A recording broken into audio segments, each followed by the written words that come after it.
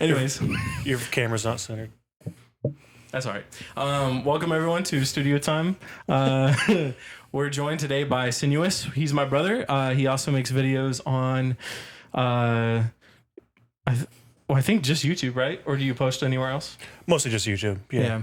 On game development and things like that. So, with that being said, welcome to the pod. Thanks. Welcome, sir. And I do try to stream twice a week on Twitch as well. Yeah. Once a week streaming game development. The other day, just gaming, usually. What kind of games you play? All kinds, really. What'd you play? What you been playing? Well, played Apex last night with Chad. And Roblox. Bro, Roblox is the go-to. No, no, that was awful. It was fun. Probably deleting my account now. Oh, come on now. Dude. I've had a Roblox account for so long. I didn't have an account before last night. Keep it. No. It always comes in. It always comes in hand, dude. It does. I don't know. Kirk just doesn't like it because Roblox doesn't treat its developers good, which I can't really blame him for. But at the same time, it was pretty fun, dude. I don't. It's not just that. It's a little predatory because like kids can go on there and make games, right? And kids don't know anything about how money works, really. Yeah. Like, then like, 13-year-olds make $1 million successful games, but they don't understand that they're getting ripped off because they're only making like 10% of the profit or whatever it is from it. Mm-hmm. That's right. It's just. So he doesn't have any Robux in his account. No. Nah, dude. They have like almost like a Call of Duty type mode, and it's better than some of the Call of Duties. Yeah. Well, that's a low bar. Yeah. Phantom Forces. Is that what? I think it's called Phantom Forces. Yeah, Phantom Forces is so good. It's crazy. It's crazy for Roblox. I love me some Phantom Forces. I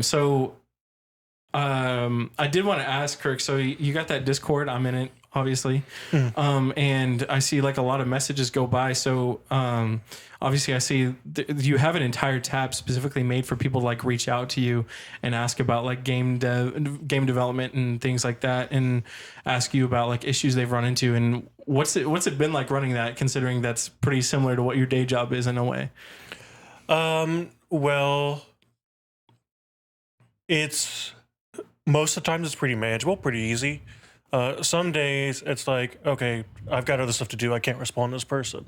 Yeah. But luckily enough, the community that I have is really good at helping each other. So if I don't respond, someone else is going to respond and try to help out. Yeah. So it's really nice. Another thing is that, I like helping people that want to help themselves. And I feel like that most of the people that are reaching out to me are people that have already tried a bunch of stuff. Yeah. Like actually tried a bunch of stuff and try to figure out things on their own. And when they reach out to me, usually it's whenever, they just don't know what else to do. Right. Yeah. And the thing is that when you're starting out with any hobby or any technical endeavor, really, not just technical, just really anything that takes a little bit of experience to know what you're doing. When you're first starting out, the thing is that anything could be causing a problem that you're seeing. You don't know. Like there could be like millions and millions of things that could be causing a problem that you have, and you don't know how to troubleshoot that and just limit down the potential causes for what you're seeing. And so one of the things I do is that whenever I'm helping people, I often do it by showing them how to help themselves in the future. Yeah. Right. Like I'll say, okay, so that this is working, right? This part of it's working. So now you just have like this, and this that it could be. So just go through them one by one and eliminate them, and I'll tell them how they can go through and eliminate those things. So next time to come across a similar issue, they don't need to reach back out to me to help because now they already know how to fix it themselves. Yeah. Or troubleshoot it themselves at least. Yeah. So it's more enjoyable than your day job? Sometimes, yeah, for sure. I like helping people. Like it makes me happy. Helping people makes me happy. And that's the whole reason why I made my channel is because I wanted to spread the knowledge that I have and help other people, with what I already knew. But my day job is frustrating because when I'm dealing with people that come from help for my YouTube channel, it's not like these people are being paid for what they're doing, right? They're doing They're their all stuff. like hobbyists. Yeah. Yeah, they're doing stuff in their off time. People I'm with at my work, they're being paid, like hundreds of thousands of dollars a year to do their jobs, right? And they don't want to do them. Yeah. So it's kind of like, you're being paid to be motivated. Money is your motivation to do your job, right? That's the whole point of it. And if you don't want to do your job and you're asking me to do it for you, then it's pretty frustrating. Yeah, for sure. Yeah. Well, I'm glad you brought that up because I didn't want to kind of push you into bringing up your frustrations with work. But so with that like in mind, like, do you feel like there's not enough time for you to like manage both a lot of the times, or do you feel like you're kind of figuring out that balance a little bit more now? It depends on the week, really. Yeah. Sometimes it's like really easy to do both. Other times it's impossible. Now, one of them I'm getting paid for a lot of money to do, right? And so that's my day job. So that has to always be my priority. Yeah, for sure. If it's a choice between the two, I'm doing my day job. Yeah. And the way I look at it is that hi Willow. every day, every week, I have a set number of energy. There's nothing that I can do to change that amount of energy. It's just how it is. Well, coffee, insane amounts of caffeine. Coffee doesn't give you more energy. It just makes you think you have more energy. He's right. He's right. That's close enough. That's basically the same thing, And so a lot of the times at my... She's going to be begging for attention this whole time, I bet. Yeah.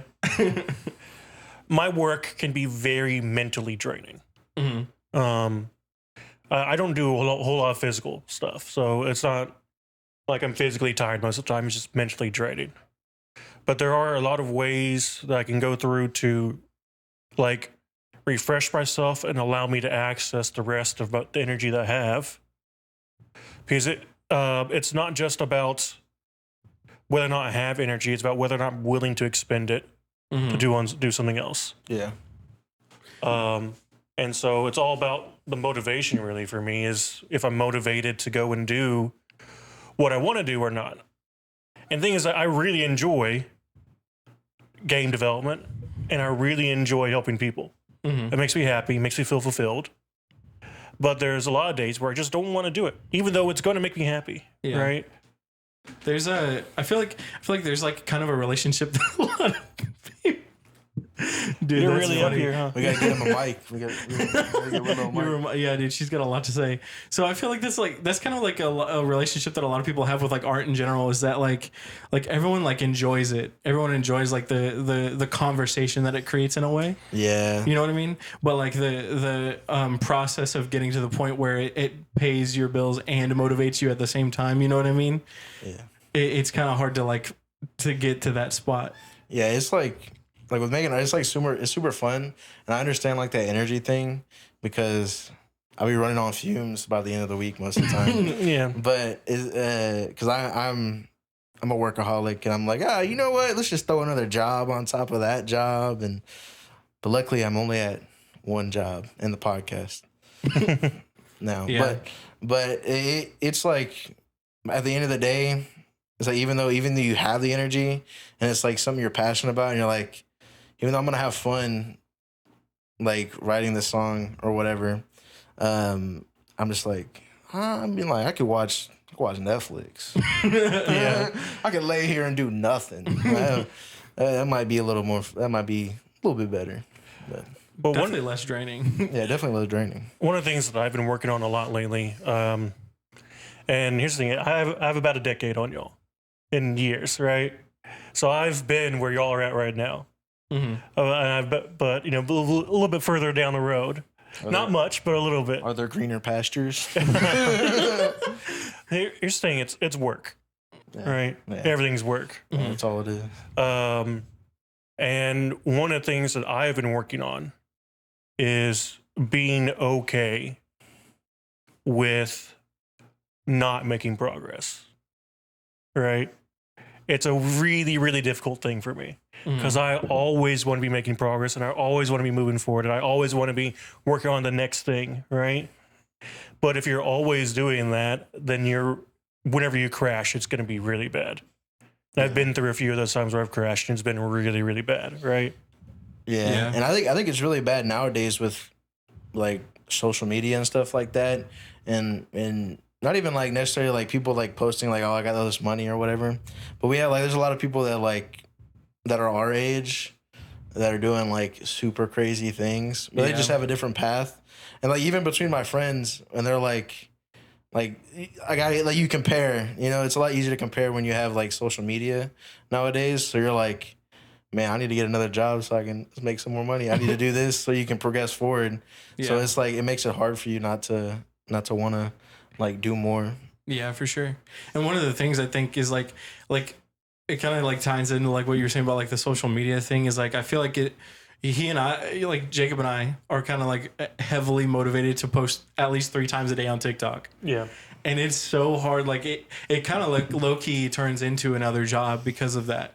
Yeah. Because like he and I like have basically been working on clips every single day, and lately that's been taking longer and longer because we're trying to make it more like attention grabbing. The better we get at it, you know what I mean? I've been waking up at like 4 in the morning. Working on podcast clips. Yeah. Well, a lot of that, it comes, for me, it's turned into like, if it's going to happen, it's going to happen. Yeah. If I don't post those 3, for your situation, if I don't post those 3 videos. That's what happened Friday. Yeah. If I don't post those 3 videos today, it doesn't matter because that's always the case. Mm-hmm. Yeah. That was always going to be what was going to happen. Whether I did it or not, it's what happened. It's always going to be that way. Yeah. So it doesn't really matter. If I get to do it today, then that's great. If I don't get to do it today, then that's okay. If it happens, it happens. Mm-hmm. Yeah. Just gotta learn to be okay with it. Yeah. And it took a long time to get to that point for me to be okay with it. Yeah. It took a long time. I still struggle with it sometimes. Yeah. Everybody does. It's like kind of talking about like the social media thing. It's like, dude, FaZe Rug. I don't know if you know who he is. Do you know who FaZe Rug is? No. Do you know who FaZe Rug is? Yeah. Okay. He posts for like 3 years. He posted like 4 YouTube videos a week, like long YouTube videos, edited like, and he did that for like 4 years straight. And then he did daily for like 3 years before that. Yeah, no, bro, that's not It's me. insane. That's not Yeah, me. that's a Like, lot. no That's a breaks. huge output. No breaks. I'm like, that's crazy. I mean, I think he did like, I think he said he probably did like 3 years, and he probably took like maybe like 20 days off, maybe. Mhm. I was like, that's insane. Yeah. But He's I don't also know. like probably the most famous FaZe member still, right? bro, he's insane, bro. He lives in like a neighborhood of like mansions, and then it's like his mansion, his dad's and mom's mansion, his brother's mansion. It's insane. Didn't FaZe have that whole like crypto like scandal thing? He wasn't he associated wasn't with it, but yeah, Yeah. it was a real thing. Yeah, FaZe went through a lot of crazy stuff. Yeah, FaZe is still struggling, but They're on the come up now. They're working through it now. But what's interesting about like FaZe is like I feel like it actually kind of connects a lot to what we were talking about. Is like they have like an insanely high output, but it's because they have like so many people working on it, not just from the people you see, but like behind the scenes as well. Yeah. So have you thought about like, trying to reach out to an editor to help you out or anything like that? Or are you gonna hold off on that until your Patreon pays you more? Well, okay, so I've looked at it. I have. Mm-hmm. The first place I went to look is Fiverr. Mm-hmm. Because it's usually an easy place to get like a one-time edit kind of thing. And if things work out, then I can work out something with them to do like a longer-term kind of contract stuff. And if I did that, it would be my own money because I'm not making any money from my YouTube videos yet. Yeah. But because a lot of my videos are pretty long, it gets really expensive. Like people, if you just want like a 10-minute video, you can get it done for like, I don't know, $10, $15, right? But if you want like longer, like some of my videos are almost an hour, right? Talking about like $200, $300 a video.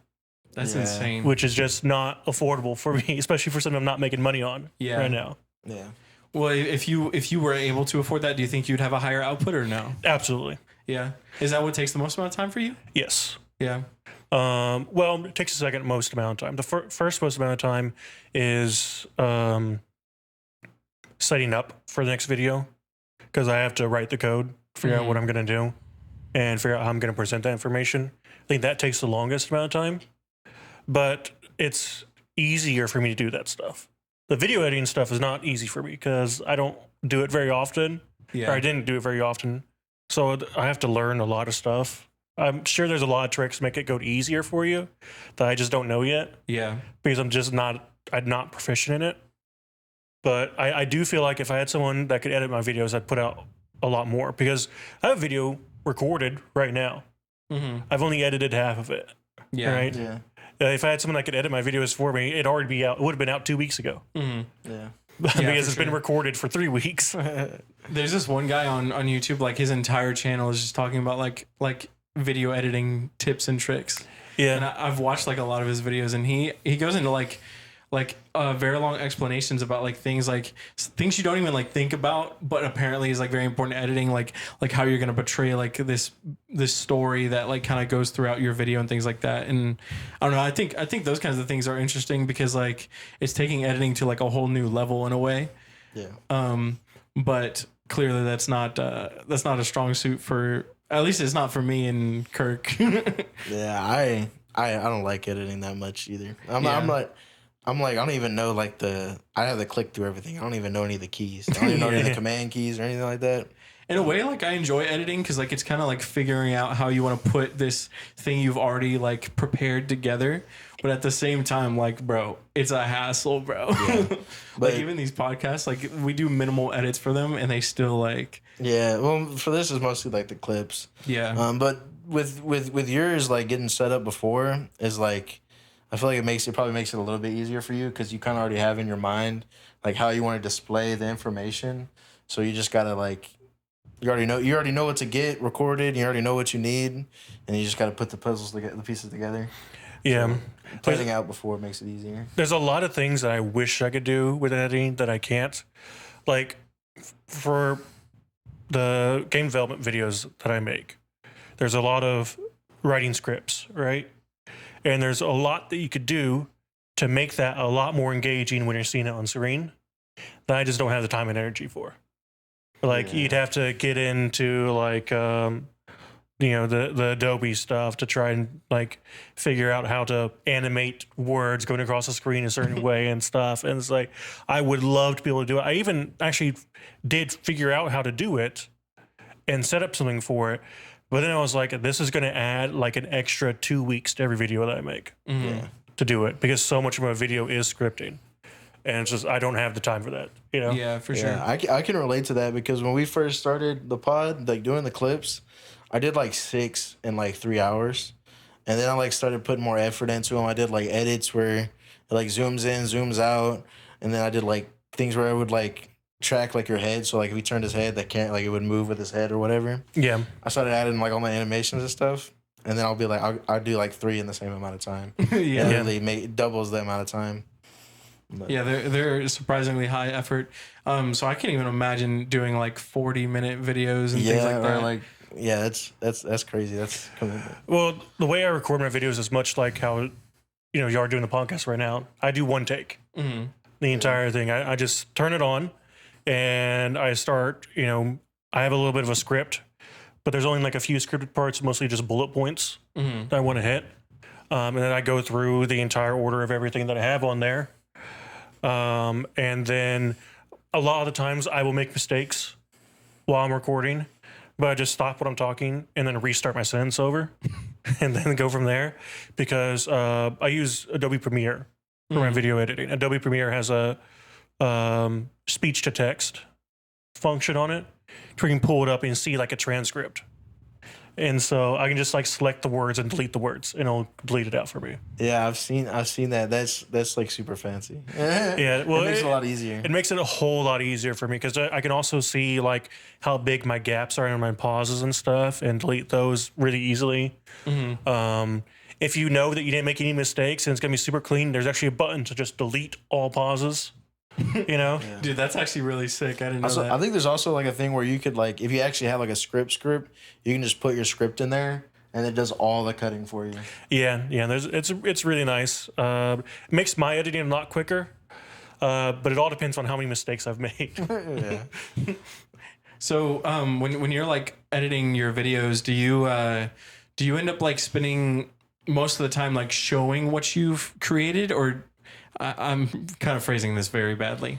Do you end up spending most of your time like showing your process so other people can follow along, or do you end up like spending a little bit more time on like just presenting it as it is to kind of motivate people to be like, this is where you can get? You see what I mean? Like difference between like final product and how to get there. Yeah. Yeah. So the majority of the video is spent on getting there because it takes a while to get there. Yeah. It doesn't take long to show the finished product usually. But I kind of made a change in how I'm doing my videos recently. Because the previous series I did, the first series of videos I did, it was meant to be watched from beginning to end. And currently there's 12 videos. Well, actually there's more than that, because every video has a homework video and there's also 2 review videos. So there's a lot of videos in that one series. Each 40 minutes? No, well, one of them was like an hour and a half long. Yeah. But a lot of them are very, very long. And so it's meant to be watched from beginning to end. And so this is like a, 20, 30 hour course, basically from beginning to end. And so if you go and look at my numbers, you can see at the very beginning, the videos do really, really good. Like I'm talking about tens of thousands of views for my first 2 videos. Yeah. But as you go on, it's lower and lower and lower. My last video has like 300 views in the series. Yeah. And so people are just dropping off as you go through. And so what I'm changing now with a new series I started up this past month is that everything I'm making is modular. So you can take you can start with one video and end with that same video. Yeah. You can just so you're take covering specific like parts of the process? Yeah. So the first part of the process. So the video series I'm doing right now is how to make a roguelike in Unity. And so the very first video was about attributes, which can be taken out and put into almost any type of game, not just roguelike. So you can put it into like a RPG or a shooter or anything really, Hey. Just walking around getting love from everybody. Yeah. And then the next video that I haven't finished editing, but I'm about to put out, is about an inventory system. Inventory can go in a lot of different types of games, not just roguelike. Yeah. I'm setting up and presenting it in a roguelike example, but it can be taken out and put into any other video game. And so to do that, I actually have a separate video that is how to prepare for one of my tutorials, because there's a few things that you have to do to work with my system that I have. And so that one's like pretty short. It's like 20 minutes long, not too long to get through. But it's kind of like a prerequisite to watch any of the videos I'm going to be doing in the future. But that way I have a lot more starting points in my series. So I can click on any video and just start from there. Yeah. You don't have to go through all, the previous 15 hours of content to get to the one subject you want to learn about, right? You start with any one of them. I think that that's going to come across a lot easier. And the only problem is that with the topic that I'm switching over to and doing right now, roguelike, there's a lot of saturation. Like there's a lot of other videos that cover the same topics. And so I don't get as many clicks, because with the first series I made is about how to make a deck building roguelike card game in Unity. It's pretty specific. Yeah, right? for sure. Yeah. I'm the top response when you search for it in YouTube. Yeah. And so I was getting a lot of views from that because I was a top response. I'm the only one that's covering that specific topic, right? And so it was really easy for me to get views. With this new one, it's getting a lot less views, a lot slower. I'm still getting views, thankfully. I think it's because my other series gave me a little bit of a more reputation, and I have a lot more subscribers now, but definitely not at the rate that my other series was. So this is something I asked you beforehand. Do you feel less motivated when you're not getting as much of a response to your videos? With the type of content that I make, the initial response isn't as big a deal. because it's evergreen content, right? Right. It's never going to be not useful or not interesting to the people that want to watch it, right? The people that want to watch it will always be able to get something out of it. Whereas if you're looking at like entertaining things or things covering specific topics or hot topics at the time, you know, in about a month, that's no longer going to be the hot topic, right? Yeah. So about a month, no one's going to be looking up your video about it, right? For sure. Yeah. And so my stuff is a lot more of a slow burn. Like those tens of thousands of views I have on my first video for the series, that didn't happen overnight. That happened over the past year, right? The first time I put it out, I only had like 200 views on it in the first like 2 months, right? So it took a while for it to get to where it is now. So better than our content is doing. Our highest video has 69 views, which is pretty nice. Perfect number.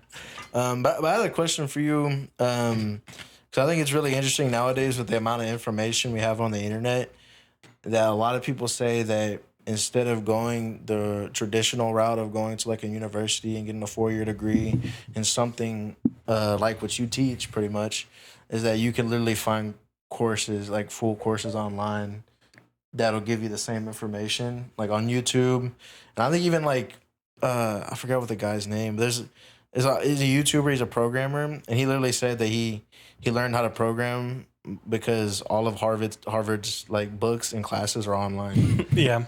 So do you think, in your opinion, like, I know, do you think it's worth getting a degree for like being able to get a job, or do you think that just being able to learn the skills and show those skills, do you think that's enough to get like a good job in like game development or something like that? Or do you think it's still like a lot of people want to see that degree? So I don't have a degree. Start off with that. I drop out after 2 years of college. And the reason I dropped out was that I really just was not enjoying it at all. I really hated the time I was there, and I felt like I was wasting money. Right now, I'm at the point to where if I don't get a degree, I won't move up any further in my career. Yeah. It's just not going to happen. So I have been looking at options for me to get a degree, and there are a lot of easy options that will take your work experience as credit hours. And so that's a really good option for me because I have, 10 years of experience now. Yeah. Give or take. And so those are some really good options for me. But I'm going to have to get a degree. Yeah.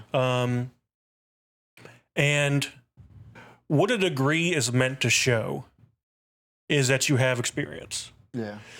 And the good thing about getting a degree is that there is no well, I guess it depends on the college, really. But in general, there's not like a prerequisite years of experience to go and get a degree. Yeah. There is often a prerequisite years of experience to get a job. Right? And so there's one of two ways to get that experience. Either you get a job that requires no experience, which is going to be less pay, and it's going to be really hard to live on that because that's just how the U.S. works now. Yeah. Or you go to college, get a degree. When you get out of college, you are much more likely to get a job that you can make better pay with. Yeah. Both options take time for you to get to the amount of pay that you want. Yeah. The thing is about a college is that it offers you an environment to where it's acceptable for you to have financial assistance. Yeah. Right? There's a lot of financial assistance out there for you to get a job, a lot of ways for you to be able to eat on a regular basis while you're going to college, right? Yeah. They have like food pantries. We've seen a lot of them while I'm working. We'll see like they'll have entire rooms that are just made for people to go in there and get free food. Yeah. It's actually pretty sick. Yeah. So college is a great environment to be able to get your foot in the door once you leave. Yeah. If you're able to get your foot in the door without that, then, you can be successful. Like I would consider myself to be moderately successful, not majorly successful, but moderately. I mean, I have a house, a family, a stable job, But if I had a degree, I would be much further along in my career path than I am now. My wife works the same job that I work. Like we have the exact same kind of job. She's a project manager. I'm a project manager. Yeah. Right. She has a degree. She was able to start her project management job 5 years earlier than I was. Okay. So there's a bit of a gap there in like how quickly you're gonna be able to get to those higher paying stuff. Now it's different per industry, right? I think game development is a good example of an area that you could get away with not having a degree, but you have to have ways to show your expertise. Yeah. You have to have a portfolio. Do you think that, because I mean, I feel like game development is like so incredibly like there's so much competition for it. So do you think that like if you wanted to go in for like a company or something like that, you would need to get a degree? No. Well, okay. So depends upon when you do it. If I wanted to get a job in game development right now, I would have to start an entry level job, Yeah. which I would not be able to live off of Yeah. with my family, right? I wouldn't be able to support my family with it. If I was y'all's age, I might be able to get a entry level job and live off of it. Maybe. Yeah. Just depends. You know, I might have to work 2 jobs. A lot of people have to do that. But you still have to show you have skills. You still have to have that portfolio. Gotcha. Well, you think that that'll change, like with, like with the videos that, like I said, there's so much information online. Do you think that'll change in the future, or like degrees? Because I feel like it's already kind of slowly making the change. Because I feel like before it was like our parents, it was like you got to get a degree, you got to get a degree. Yeah. And like that was like how you're gonna get a good job. But I feel like nowadays do you think it's slowly changing to be able to be like you can still get hired into those positions even without a degree, or you think it's gonna pretty much stay the same? I think that the higher you get in an organization, the harder it will be to keep going without a degree.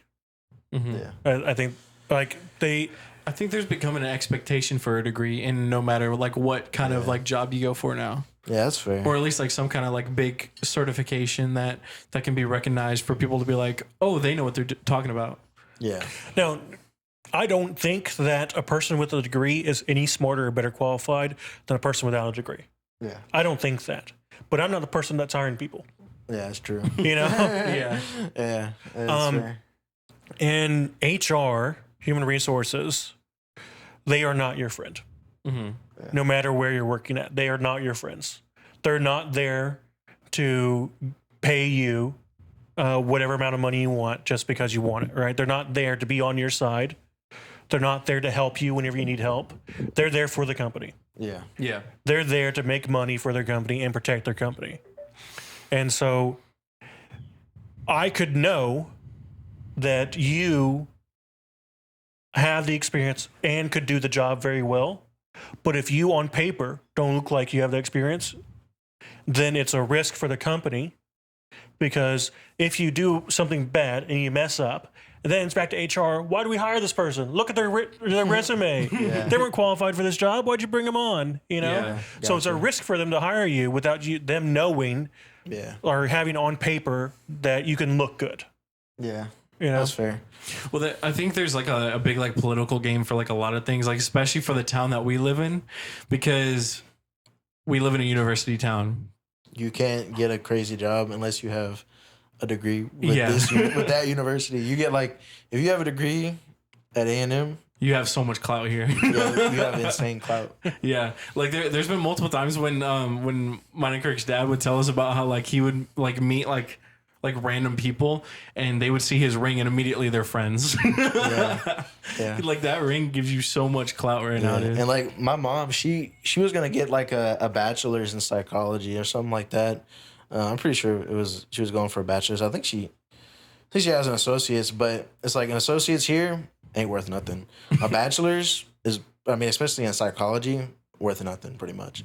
Really? It's like, yeah, I mean, psychology, you gotta think, I mean, they have, like, you can go higher than that. Yeah. But she never went for a bachelor's because she's like, well, I'm gonna be living here, and it's like, I'm not going to get it from A&M. Mm-hmm. So even if I'm going to a position that's for a bachelor's, if somebody else has a A&M bachelor's degree in psychology, they're going to beat me. Yeah. Well, so someone I know someone that got a bachelor's degree in psychology, and right now they're working at A&M as an IT person. Yeah, that's crazy. I thought about applying for their IT. You know, I used to be with the firm position that I could be perfectly fine for the rest of my life if I didn't have a degree. Mm-hmm. Like, it wasn't that long ago where I thought that. But, you know, whenever I was looking for a job, whenever I was trying to leave my previous job, when I was looking for a job, it was like I applied to maybe like, it was a crazy amount, maybe like 500 jobs. Right now, those 500 jobs, I maybe got like 10 interviews. Yeah. You know, like if you think about that, that is a crazy, crazy low success rate. Mm-hmm. Yeah. That was crazy. Just to talk to someone. Yeah, with 10 years experience, it's crazy. Well, this was 5 years ago, so it was 5 year experience. 5 years experience. I mean, That's a lot. That's still a lot of experience. Yeah, I know. It was very, very difficult just to talk to someone. What ended up happening, though, is that I got my current job from a recruiter. Like, I never applied to my current job. Wow. Mm-hmm. I was recruited into it. And I think that that's probably the best way to get a job now is to reach out to a recruiter. Have a recruiter reach out to you. Because we're already right then you have your foot in the door. Yeah. Right. You already and have the recruiter gets paid to get you on the company as well, right? Yeah, so they want you to get hired, Mm-hmm. right? And so I think that that's a much better way, much easier way to get into a job is working through recruiters. The problem is that if you don't know that, you're not going to know it. You know, there's so many people out there that don't know that maybe if I reach out to this person that posted the job instead of applying to it, I'll have a better success rate. Yeah. But it's something that I've learned recently, and so I've actually, well, we don't want to talk about that, but you know, it is a lot easier to get your foot in the door through recruiters than it is by just applying, because there's a lot of AI resume readers now. Like almost everyone uses an AI resume reader. Really? Almost everyone. That's crazy. Well, one of the things that happened recently is like, because I'm applying to different jobs, just seeing what's out there, you know. I went on Indeed and I got rid of my Indeed resume, and after that, like literally 10 to 20 times the amount of jobs that was showing up before are now showing up. So like Indeed itself was like hiding jobs from me basically because that's crazy. Because it didn't think I could qualify for them. You know what I mean? So I might have to do that if I ever go look for a job again. Yeah. Yeah. See, that's crazy.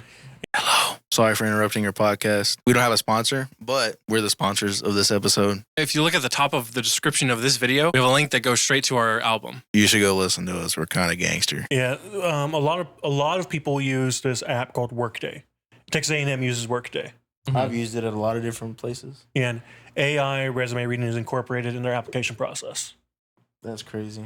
So even they're not going to tell you that's going to be reviewed by AI, but almost, I don't think there's any job that I've looked at in the past, I don't know, 6-7 years that I didn't think it would have an AI resume reader on it, because everyone uses them now. Yeah. Everyone. I have no idea. I'm not surprised, but yeah, that's crazy. Weird question. Do you think Brian is more ghetto than College Station? Yo, this is a great question, bro. I have so much to say. But I'll let you speak first. What do you think? College Station likes to think it's less ghetto than Brian. But I think that they are the equal amount of ghetto. Mm-hmm. I think Brian used to be more ghetto, but now it's just it's everywhere. It's everywhere. I still think that Brian's got a little bit more ghetto going on, but I think College Station definitely needs to realize that they do have ghetto. Because like, dude, okay, so I think College Station is just better at hiding it. Yeah, because College Station likes to make everything look nice, like from the highway. Brian's trying to do that, but it's taking him a little bit too long now. Yeah, but dude, freaking. So some. Oh wait, sorry. Fun fact about cats: When they poop, they experience euphoria. I do that too. No, I'm just playing. No. I guess I'm a cat. No. But no, I have coworkers, which one of them left. But one time we were like having like a group meeting. We all got together, and then we were just like talking about like movies and stuff. And then two of our office ladies, they were like, "Yeah, we went and watched this movie. I don't remember what movie it was, but we went and watched it at Premiere, the movie theater in Bryan." And they're like, yeah, they didn't have a viewing at Cinemark in College Station, so we had to go to Bryan. And they were like, it's so sketchy and ghetto there. Like, oh my god, that is not even a sketchy place. I worked there for 5 years, and they said that to my face. I was like, yeah, especially the employees. That's what I said. And they're like, oh, my bad. I was like, bro, I lived in Bryan my whole life. Y'all just gonna go dog them like that? Nah, like, dude, Premiere's better than Cinemark, dude. Like seriously. Oh my goodness. I think that they are equally terrible. No, they're okay. Premiere is like, first off, Premiere's got bigger screens, and second, Premiere's got better snacks, and third, Premiere's got like, it looks nicer. The floor's a little more sticky there. Yeah, the building's a little old. You know, when it rains hard, you'll have rain coming in the theater. But shout out Premiere. Yeah, Premiere. I think is I will be a Premiere rider till I die. I go to that place where they bring the food to you at your seats. Okay, he's fancy. It's nice. He is actually successful. He goes to Star Cinema Grill. Yeah, last time I went there, I spent $40, bro. That movie that you, me, and my friend watched together. I forgot what it was. Deadpool Wolverine. Yeah. That was expensive. Yeah, but it was nice, wasn't it? Yeah, I mean it's nice. I go do that like on a special occasion. I go there, but I still get free stuff at Premiere. Like last time I went, I got. Maybe I shouldn't say this. No, I got nothing for free. Yeah, well, hopefully people that know you still work there for a long time. Once no one knows you there, it's kind of hard. Well, I mean, he worked there, so he knows like the managers, everyone. Yeah, because like the people I worked with, that like I was on the same level with, they're all managers now. And I think, eventually though, cast their way out. But I think there's always going to be like at least one there. It's like though, like she locked in. Yeah. She's locked in with the Premiere gang. Yeah. Bro, I always said, bro, when I quit there the last time, I was like, I'm not coming back here until I own this place. That's why I gotta be a famous rapper or podcaster. Yeah. So I can go buy Premiere. At this point, bro, the podcast thing's working out better. I was just talking about, bro. Have you not heard the bangers I've been working on, Chad? I know you have, Chad. You recorded them. Yeah, you're right. Bro, I had a bunch of people laughing. I showed them the clean. Wait, You have no context to this. Lick that cookie clean. Everybody was laughing at the tattoo shop. But I guess we can get back on track. I have a question for both of y'all. Are you a Marvel fan? Because he's a really big Marvel fan. Sometimes. Okay, this is kind of a fun question that I thought I wanted to ask both of y'all, and I could have not done it on the podcast, but Here we are. Might as well. So I got Disney Plus because there was a sale, and I'm cheap, and I've always wanted, like, I never had it, and that's why I want to go through and watch all of the Marvel movies. How would y'all recommend I do it? Should I do it in like the chronological order? Or are there certain ones I should watch first that are the best ones? Because I've watched a good bit of them. Or what do y'all think I should do? Where should I start? I would do chronological and skip all the Thor movies except the third one. Oh, man. I feel like the first Thor, it wasn't bad, but it wouldn't. I don't like the Thor movies. Plus, the only important stuff that happens in the Thor movies, they explain later in movies because they know nobody watched them. No, see, the thing is that Chad is intimidated by handsome, muscular men. Okay, whatever. I still like Captain America. America's head. No, He hates Jason Momoa. to be fair, I'm not the biggest fan of him either. He's an interesting guy. I think the best look he's ever had is in the Minecraft movie trailer. Oh my god, Dude, what the Fast and the Furious, the newest one, bro. He got chunky for it. He looks funny. I haven't watched it, but I heard that he basically plays like a Joker kind of character. Yeah, he did a good job. But so chronological order. Yeah, chronological. Skip the first 2 Thor movies. No, They're don't bad. listen to him. They're bad. They're bad. I gotta watch them if I'm gonna watch, because I gotta say I watched all of them. Well, look, here's the thing. Ragnarok is. Do you like Ragnarok? Yeah, I like Ragnarok. Is that the third one? Yeah, that's the third one. That's Oh. what I'm saying. The only one that you should watch. Dude, fucking Ragnarok was great. I have the poster for it Oh, really? because it Yeah, came it's out on good, my though. birthday. Yeah. Oh, really? Oh, Yeah, I think a lot- you told me this about that yeah. actually. But yeah, dude, I think that's the only good Thor movie still. The fourth one was all right. Christian Bale was really cool in it, but that was it. So, anyways, I think you should watch all of them. Skip the Thor movie, save them for last, so then you get the bad parts at the end, and it'll fit right in with all the latest Marvel movies too. Should I watch any of the shows? Loki's really yeah, good. You should watch. Loki's good. I do think. What was it called? It was the Secret Agent one. That was on for a very long time. Agents of Shield. Yes, the first few seasons of that are really good watching. Only the first 2 seasons. After that, you can stop watching. Yeah. Copy that. Well, actually, you might actually enjoy that because it does kind of go downhill, but like it kind of picks back up after a little while. I've watched all of it. It's all right. The thing is that everything does play into each other. Like they're all meant to feed into each other. Gotcha. So you could watch them out of chronological order, but you might like not understand where some things are coming from. Yeah. Yeah. But I think well look, here's the deal. When you watch like the first like 4 up until the first Avengers movie, and then after that like I feel like all of those are like they're all right, like they're good, they're fun to watch. But then once you get past the first Avengers movie and watch Captain America: The Winter Soldier, that's when I feel like it actually gets genuinely good. And then it picks up from there, it gets even better and better, and then Ant-Man 2 and Captain Marvel come out, which are all right. And then you get to the bangers, you know what I mean? so what is your favorite Marvel movie? Dude, that one's kind of hard. Okay, Guardians of the Galaxy Volume 3 is kind of hard to I'm about beat. to say, you already said. you Yeah, already said on the that pod. one's like almost impossible to beat.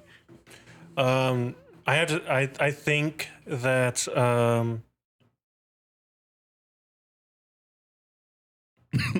I think Winter Soldier's the best. Winter Soldier's really good, but the Guardians of the Galaxy Volume 3 actually made me feel something. Winter Soldier made me excited. Didn't make me cry. I feel like I might get clowned for mine. I'm What? a big Spider-Man fan. The newest Spider-Man, I don't know what it's called. What is it? No Way Home? Yeah, No Way Home. We're all of Yeah. them come together. Yeah, that one's really good. All of them. I liked all of the Tom Holland Spider-Man movies. Same, bro. I don't know why people were hating on him so much. What was that? Black Widow, whatever. Dude, let's not even think about that one, man. That one upset me so much because they have Taskmaster. Taskmaster is one of the coolest villains ever, bro, and they just wasted his, or I guess in that movie, her potential. She's there for one movie and then she's gone. Like, How do you don't feel know. about Robert Downey Jr. coming back as Doom? I think it's actually gonna be pretty good. I think they're gonna find a way to make it work. I bet. I think it's gonna be interesting. I don't know. I feel like they should have just gotten a different actor, and it wouldn't even be a question, right? I mean, yeah, but now we're talking about it, and that's what they want. So That's valid. I mean, now and he's also locking in some jobs for a little bit. So. Yeah. I don't. There's so many like high quality of the right age actors that it could have gone with outside of Robert Downey Jr. He was great as Iron Man because that's just kind of his character. That's who he is. Yeah, but he Right. also just played the villain of Oppenheimer, so I think they were like, well, if he's a villain in that one, he could be the villain now too, you know? He did pretty good in Oppenheimer. I will agree with that. But there's so many like just astoundingly good actors that could have done it. But maybe they tried and they all said no because it's a Marvel movie and like Yeah, a lot of that's people true. don't want to do superhero films. What's his name? The guy that plays Hannibal Lecter in the show Hannibal. Yeah. Is it Mads Mikkelsen? Yeah, Mads Mikkelsen. That's like what everyone wants it to be, and I kind of think that he will eventually. I think what's going to happen is Robert Downey Jr. is going to be the first one, and then it's going to change at some point. I don't know. I don't think he's going to be Doom forever. I think that Mads Mikkelsen could have been a great Doctor Doom. It would have been so good. Because the thing about Doctor Doom is that we're going to get super nerdy in here. Okay, so Doctor Doom has an excellent perception of his own abilities. Like, he's very egotistical, but he knows exactly what he can and cannot do. And so that's what makes him such a terrifying villain, because if he knows that he can't do something by himself, he will get help. Mm-hmm. He doesn't have the ego of like, oh, I'm going to do this all by myself. Right? That's just not who he is as a character. If he wants help, he'll go and get help. In fact, in the comics, at one point, Doctor Doom basically controls all of reality. At a certain point, all of reality gets wiped out, and just a really small pocket dimension that is left existing, and that's because Doctor Doom kept it in existence. I think his name at that point was Emperor God Doom, right? That was his name. Yeah. And so he like basically kept this one pocket of existence alive. Okay, but he lost it and gave up his powers to Reed Richards. Mm-hmm. You know, the guy from Fantastic Four, the lead guy from like Fantastic the smartest man on earth. Yeah, because he admitted that he would have done a better job than he did. And because of that, Reed Richards was able to bring all of existence back, not just the pocket dimension. Because that's how what Doctor Doom is as a character. And I just don't know if Robert Downey Jr. can pull off that nuance, right? And be that kind of character, right? I disagree, but I understand why you're worried about that. I have no opinion. I'm just like, I don't know, Robert Downey Jr. is cool. Yeah. I think it is kind of weird because, like, I understand how, like, MCU fans are, like, you know, they like him, but, like, he's not Iron Man anymore. So it's like, R.I.P. Give it to somebody else. It is weird bringing back a person with the exact same face. Yeah. In the same universe. Yeah. I think it's difficult for it to be an infamous character too. Like in the MCU, like I mean, it's already an infamous character, but like in the cinematic universe, like Robert Downey Jr.'s Iron Man is like infamous. Like, but like they didn't give another person an opportunity because they're not gonna be like, nobody's gonna be talking about Robert Downey Jr.'s Doom. They're gonna be talking about they're gonna be talking about Iron Man. I think they're gonna be talking about both. I'll be honest. We'll see. I think what I think is going to end up happening is the two Avengers movies that are coming out. They're basically going to like get rid of the multiverse because everyone is hating the multiverse, including Marvel now. So I think they're going to try and get rid of the multiverse, and then that's going to be and then the end of it. And yeah, are they doing anything with the Fantastic Four? Yeah, they just like recently get the ability to actually. Yeah, they've been working on it for a while. So the guy that made the Spider-Man, the Tom Holland Spider-Man movies, they got him on board for a while, and then like after like 2 years of working on it, he left the project. Tough. So they got a new director, and they've already like released the cast and everything. Pedro Pascal is going to be Reed Richards. Oh snap! I like Pedro Pascal. Yeah, I love the old Fantastic Four movies. I just like The Rock did. The thing, right? The Thing, yeah. Yeah. Dude, I honestly still think that the latest Fantastic Four movie was hated on too much. Fantastic. Did you see it, Kirk, or no? Was that the one where like they got their powers from a different reality or something? Yeah, I think so. Yeah, it wasn't great. I think it was actually pretty all right until like the last like third of the movie. Here's the thing: is that a lot of it was contrived. Like, oh, I need this. It's right here on the desk next to me. You know, that kind of stuff. You know, it was very, very like nothing was really a challenge. Everything was just kind of there and ready for them. Why did they overcome Doctor Doom? Because, you know, because they're the heroes. It was kind of funny the way that the way that they ended the movie was like like they were trying to come up with like a superhero team name, and they cut off the movie before he says the name of the team. They did the Avengers Assemble thing. Oh, yeah. I actually really liked the first Fantastic Four movie forever ago. I don't know if y'all have ever seen it, but it's a really old movie, Fantastic Four. Oh, are you talking about the one that like wasn't actually properly released, or are you talking about like the first like? No, it was released. Can't remember anyone who was in it, but I remember the story like it was yesterday. It was really good. They got their powers by like a passing comet or like a solar wave or something like that. Yeah, that's the one that you were talking about, Jacob. But yeah, that one, those are funny. I barely remember it other than what the chick goes or somebody there's the chick that goes invisible, right? Mm-hmm. She like goes invisible and like loses her clothes. Or she doesn't have her clothes, and then she gets like teleported or something to like the middle of like a crowd. That is the second movie. Oh, it is? Yeah. Okay. Because what happened in the second movie is that there was like some kind of celestial force that was messing with their abilities and swapping their abilities with each other.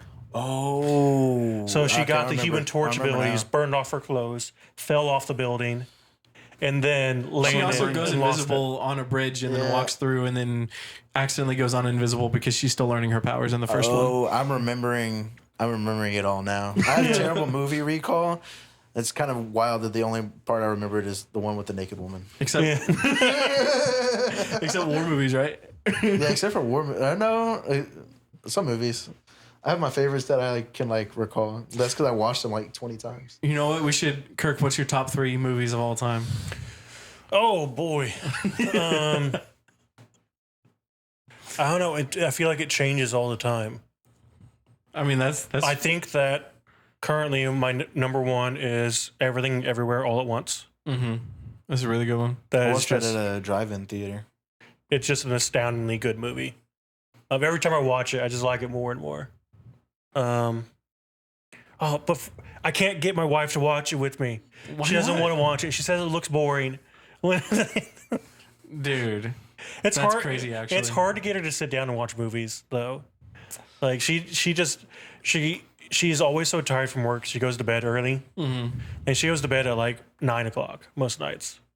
And so like she doesn't really always have time to watch a movie, so she just prefers to watch shows 'cause they're shorter. Yeah.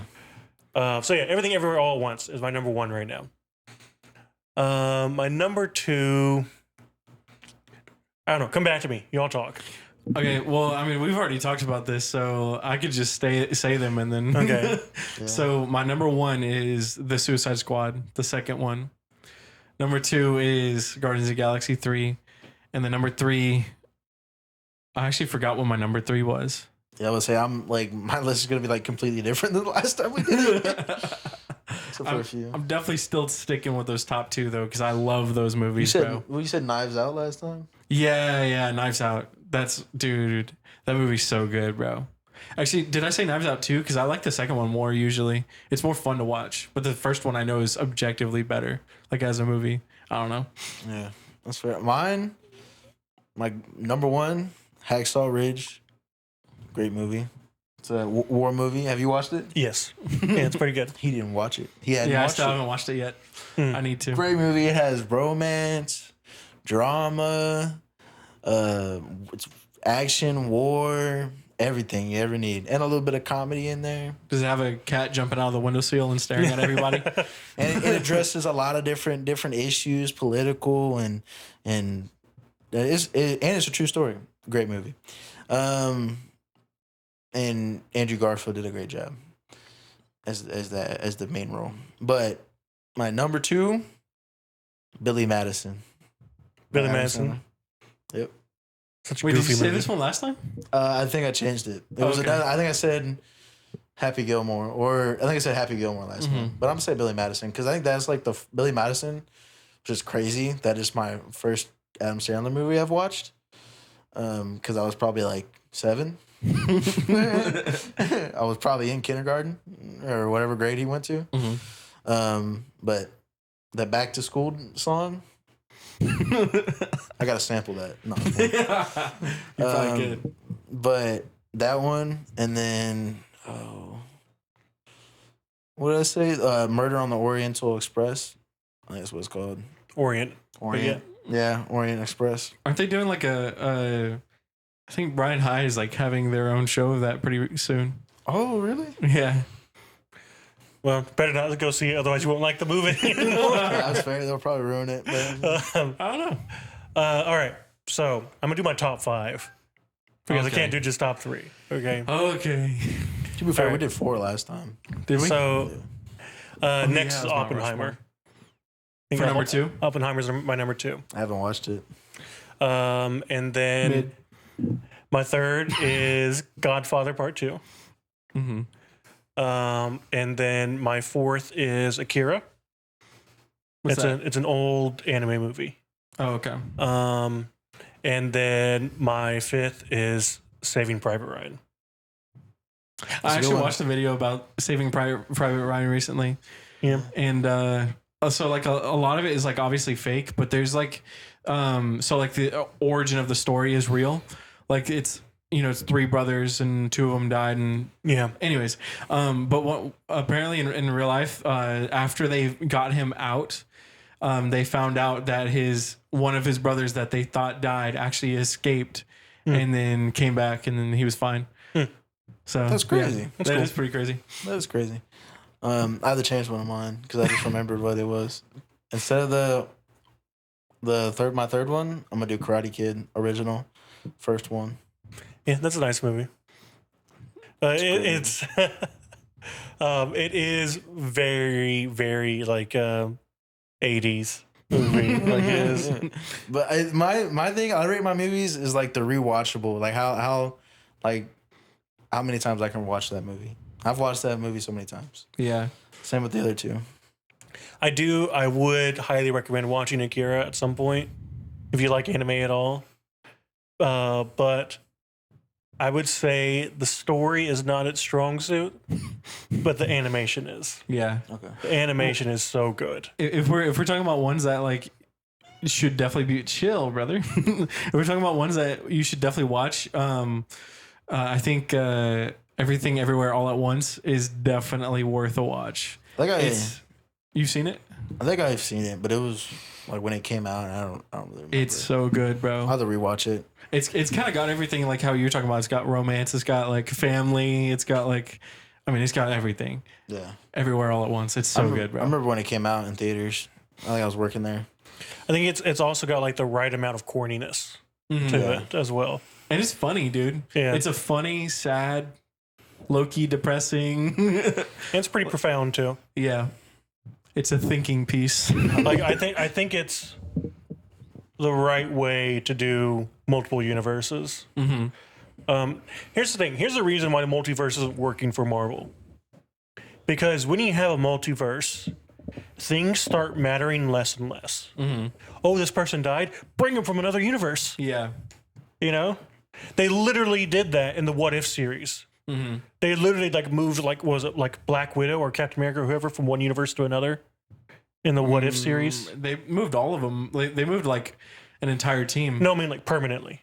Like permanently? Yeah, they permanently moved like I think it was either Black Widow or Captain America Oh, I didn't know that. from one universe to another because her universe got overrun by the zombies. Honestly, I didn't really watch a lot of What If because I thought it was like really boring, except the Doctor Strange episode.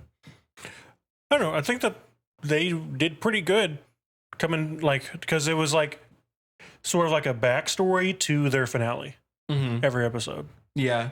So I don't know. I liked it. I thought it was.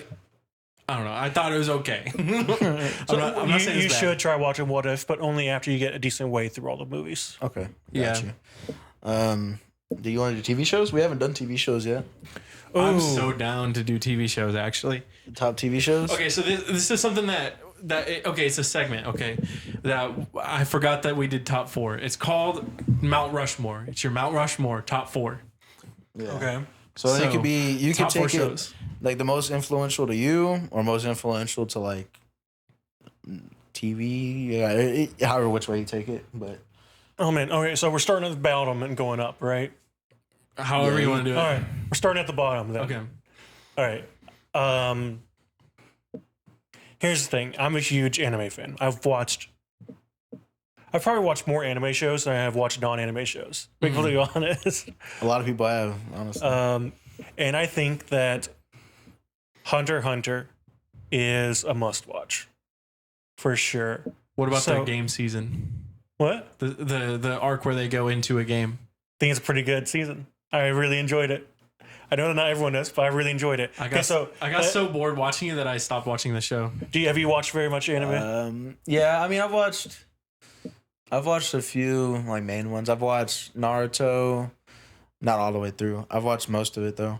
I've watched like Swords Art Online. I watched that one. I started Hunter x Hunter.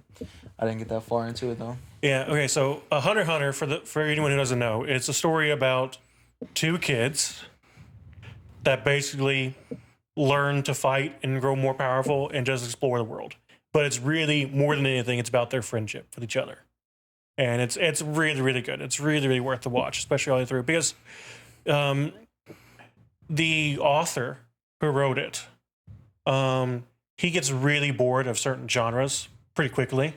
And so that's why there's so many different arcs in the stories, is because he'll be like writing a certain genre, like, Battle Royale kind of thing, which was like the first season or section of the series. Yeah. And then got bored with it. It's like, I don't want to do that anymore.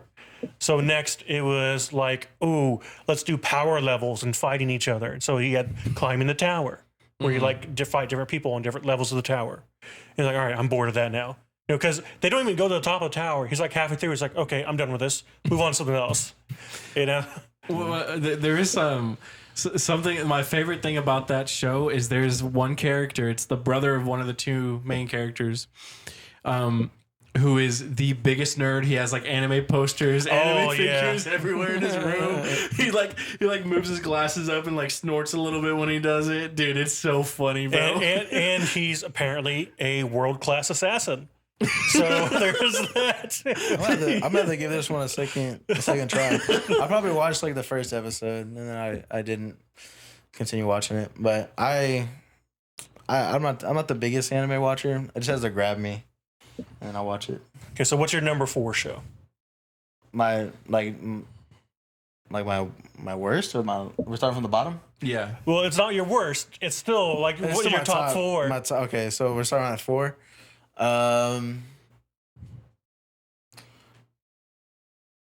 Friday Night Lights. That's a good show. It's a great show. You probably haven't watched it. The only thing I have to comment on it is because it's an older show. There is so much pedophilia in that show. Yeah. There's like an insane amount of like, oh, this teacher's dating this kid or sleeping with this kid, and then there's like these kids that are like out of high school sleeping with kids in high school. Yeah, bro. It happens so many times. I've thought about going through and like counting the amount of different ones, and I'm like, but it's too many to count. It's actually kind of bad. Well, I do think that the first 2 seasons are perfect. Yeah. It is a really good show. Like I feel like it'll tug at your heartstrings, and then it has a really good story. The reason it's my 4th one is because I've only watched it once. All my other ones are going to be ones I've watched through multiple times. I do think that it is one of the few TV shows that actually made me cry. Like legitimately make me cry. Yeah, it does a good job at that. Yeah. And the first time I went to try to watch it, I started the first episode and I was like, what kind of show is this? Because I was like, I thought it was gonna be like kind of like almost like a documentary. I don't know. I didn't know what I was getting into. I thought it was gonna be like some kind of like documentary type of series. I don't know what it was gonna be.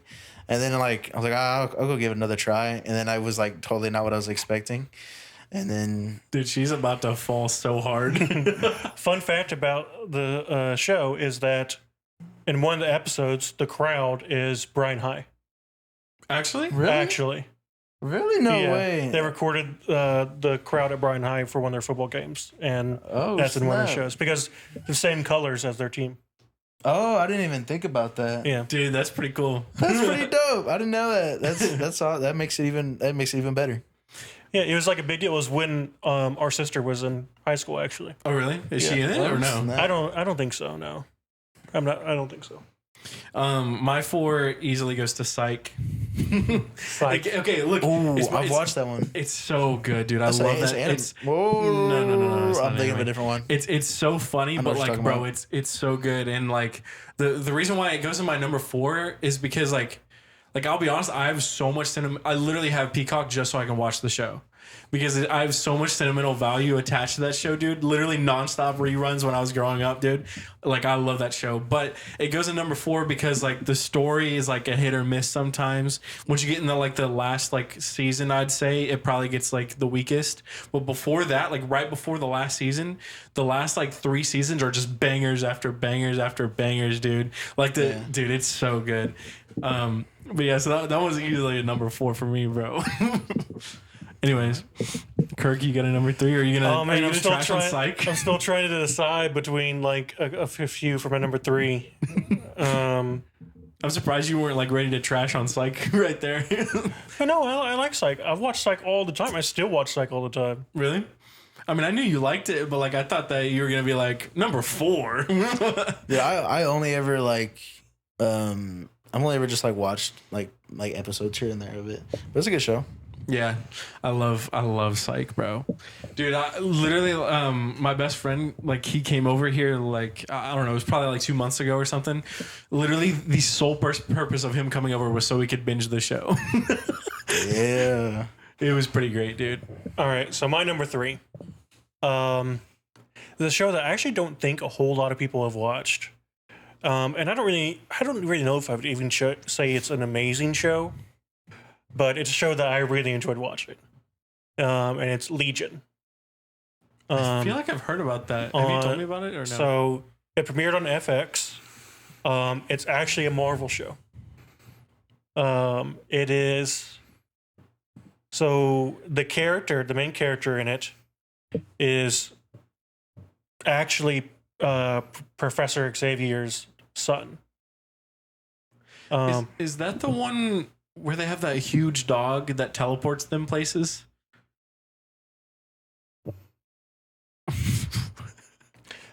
Okay, I'm just gonna keep explaining because it's been a while since I watched it. It sounds familiar, but I don't really know if that's in the show or not. Definitely not what I think of when I think of Legion. Well, so. here's the thing: that the show, whatever the show I'm thinking of, is notorious for being one of the worst Marvel shows ever. So I don't think it's the one you're talking about. I don't think it would be. Okay, so he's not a teenager or a kid or anything. Like, he's an adult. Mm-hmm. So I don't think it's the show you're thinking of. One I'm thinking of, the main character is an adult. It's like a House of Dragons kind of thing where they're like, it's like a group of people that aren't related but are kind of related. No, it's not a group of people. Okay. Okay. And there you go.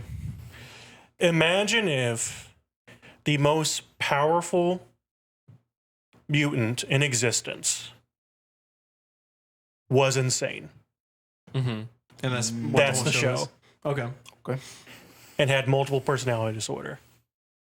That's the show. Isn't that Moon Knight? Sounds pretty Like, interesting. no, this guy can alter reality. Okay. So imagine what that's like with a person that has multiple personalities. How do you get the Are his reality stone? personalities real or are they not? They could be. He could make them real. You don't know. Okay. It also has probably like it scared me while watching it a few times. Like, it has some pretty scary scenes and scary visuals. Mm-hmm. But it's also very, it's just, I don't know, it's great to watch. It has very great visuals. It looks cool. Aubrey Plaza's in it. I recognize the name. I can't think of him. I don't know. She's been in a lot of stuff. She was Chris Pratt. Is that the guy from Guardians of the Galaxy? The Chris in Guardians of the Galaxy. Mhm. His last name Pratt. Yeah. Okay. She was his girlfriend / wife in Parks and Rec. Oh, okay. I know who that is. I think I believe in that. I know what that is now. Anyways, the first season, the entire time you're trying to figure out what's real and what's not. Mm-hmm. Oh, I like those kind of. It's like a mind fuck. You don't even know. And in the end, you still don't know. You're never gonna know what was real and what wasn't. Actually? Actually, That's pretty Okay. cool. That would frustrate me though. It's, well, it gets to a point where it doesn't matter if it was real or not because it was real to him. That's fair. And if it was real to him, then it might as well be real. Yeah. You know, so yeah, anyways, definitely it's worth a watch. It's really cool. I actually own the first season of Legion on Apple because I bought it so I could download it and watch it on a plane ride. So Nice. There you go. I have right. so many movies that I bought, mostly Spider-Man movies that I bought on just so I could watch on like rides and stuff like that. There you go. I got a bunch of stuff I buy on YouTube. I got the Shrek movie on YouTube. It's on nothing. what's your number 3? My number 3. This is it's so difficult because I have. I'm gonna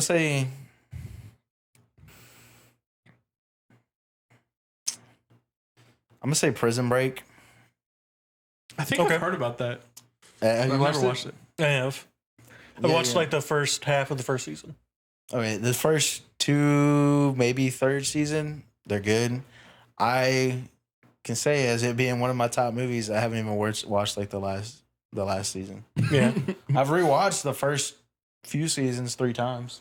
Well, even with really, That really, counts. even with really, really good shows, you can get like tired of them. Even Yeah. though they're good shows, you're like, But I don't really feel like watching that kind of thing right now. You know? yeah, well, it starts off as like it's a prison break, so it's like super cool, and then there's like and there's like a side of like trying to prove this guy's innocence, and then it's like a bunch of like conspiracy within the government, and it's super cool. But then it goes kind of later on this show. It's not as much about like the prison break part, which I kind of like the most because it follows a little like a genius, pretty much, like an actual genius. So it's like cool seeing all the different stuff he comes up with.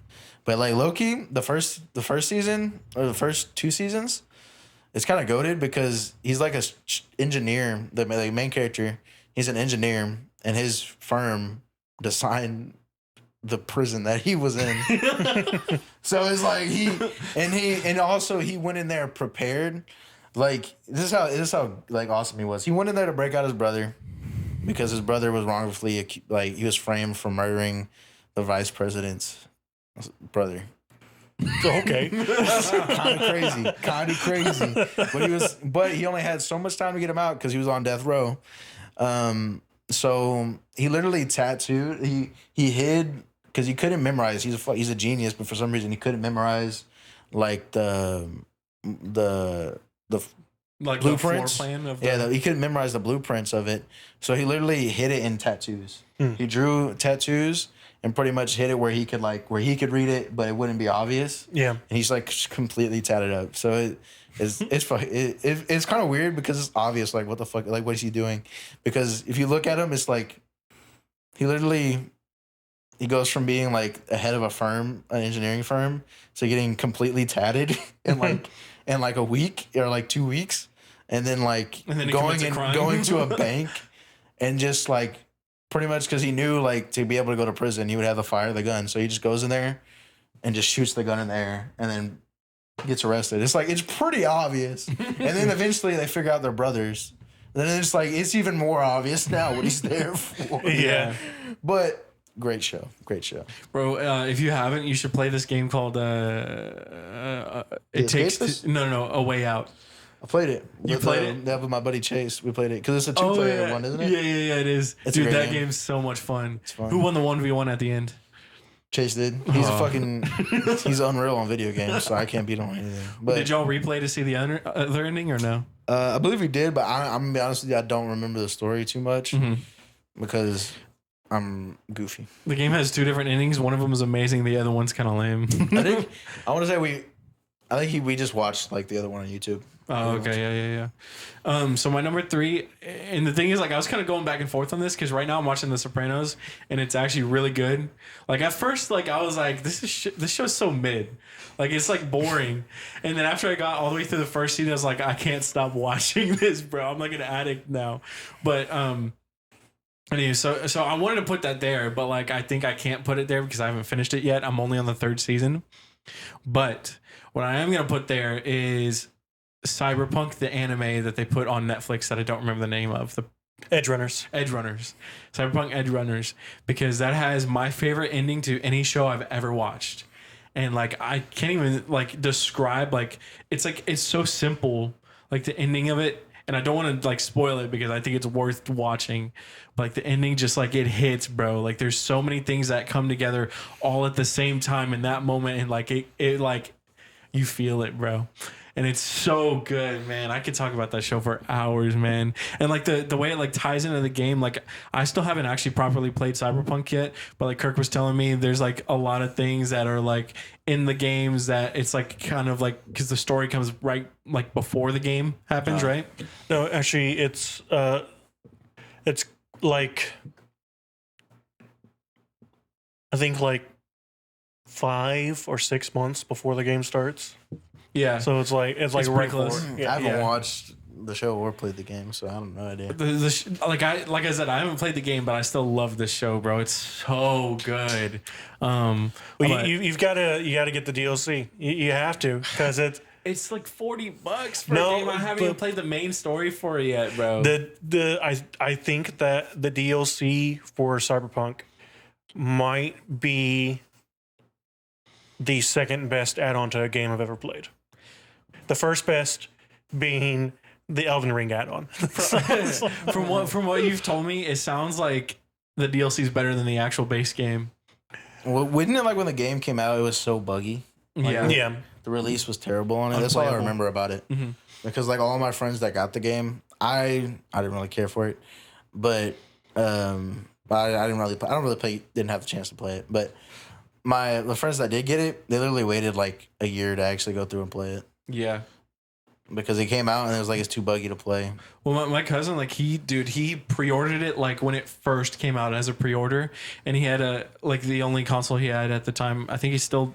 Anyways, all he had to play it on was a PS4, and it came out, and the PS4 was notorious for having the worst like bugs out of all the consoles. Yeah. So like he legit couldn't even play a game that he had been waiting for like 4 years at that point. Yeah, The main story is still really good for it, but I think the DLC is just next level, like next level gaming. It's one of those things that I wish that everyone could experience, but I know that not everyone is. It's just so good.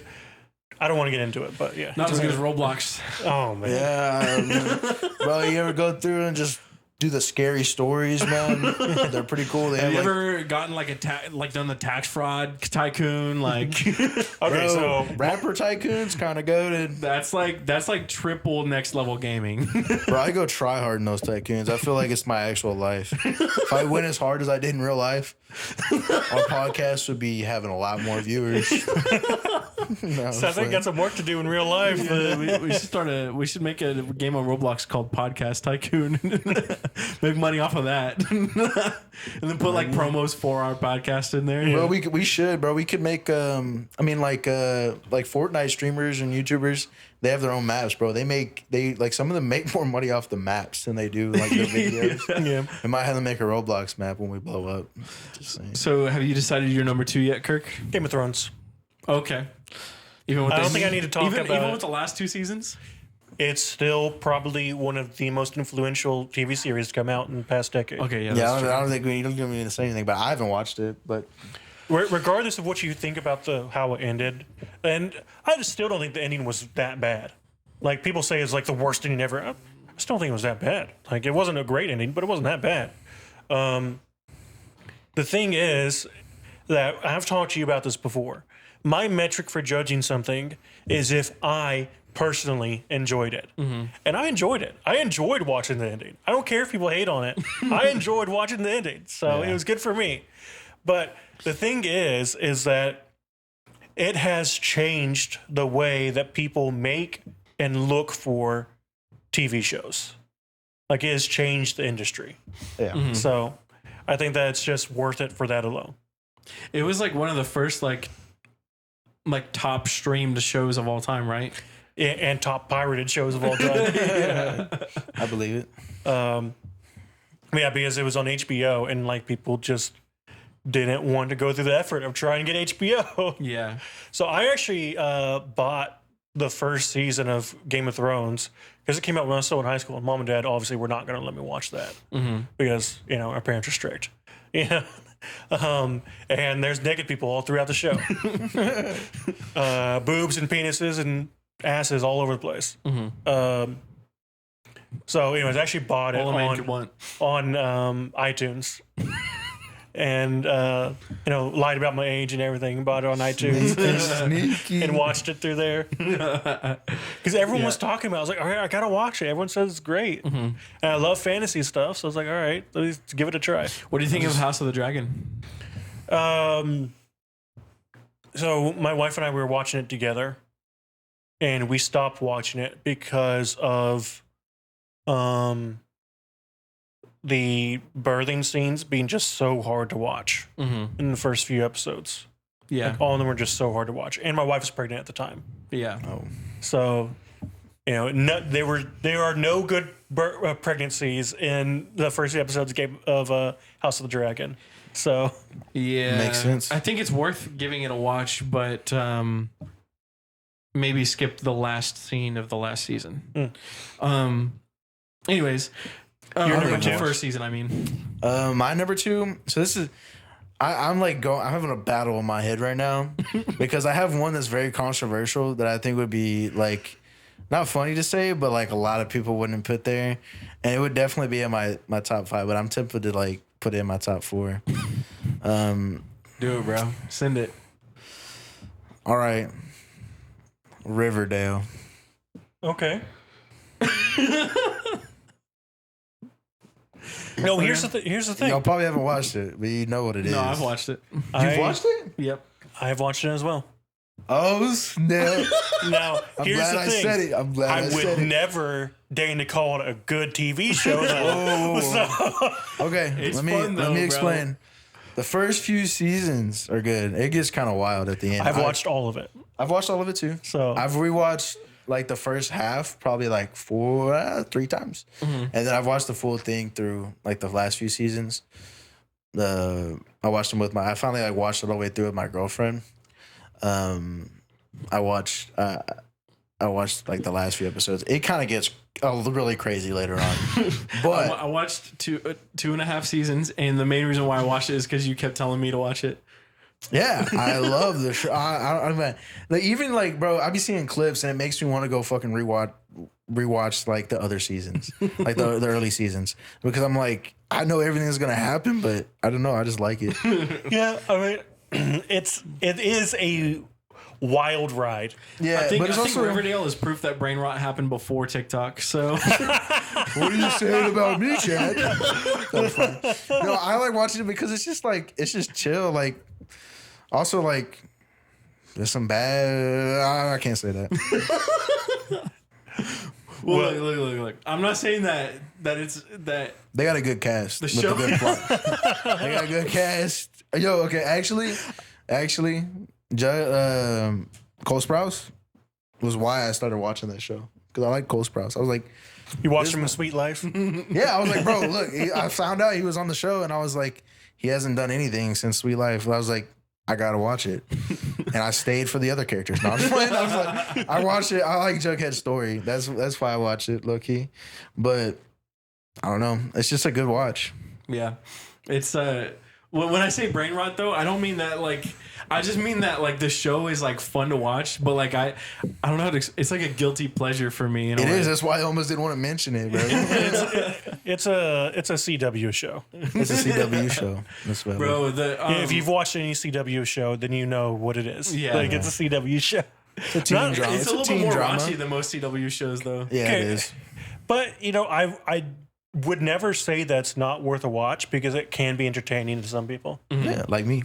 Yeah, like you. Dude, there's I don't know if you guys have watched it, and I'm gonna hate that I actually put this out there later on. Is this your number 2? No, this is not my number 2. But it's the High School Musical, the show. Oh my god. It's so bad, but I love it, bro. I've never watched that. I've never watched so it. bad. Like every time I watch it, like all I can think about is how horrible this show is, and I love it, man. Well, that's what I was doing at the last few seasons of Riverdale. I'm like, I gotta finish it, but like this is like first off, I barely know what's going on because they did the multiverse thing.